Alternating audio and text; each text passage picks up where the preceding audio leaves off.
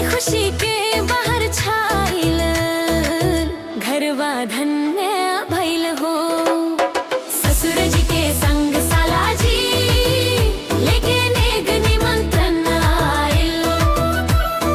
ढोलक बाजे मंजीरा गुंजे सुगंध फूलन के छाइल। ऐसन दिनवा भाग्य से आवे जब सजन के मीत मिलेला। तिलक के थाल सजा के लाइल, नेह के रंग घुल जाला। तिलक के थाल सजा के लाइल, नेह के रंग घुल जाला। ओ ओ ओ ओ ओ। सिर पे साफा चेहरा पे रौनक, लगे सब देव समान।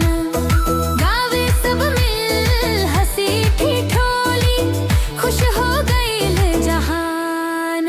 आइए आइए तिलकदार जी अंगना में बैठी जा। प्रेम समान के थारी सजल बा, नेह से अचरा भर दी जा। स्वागत बा तिलकदार के स्वागत बा।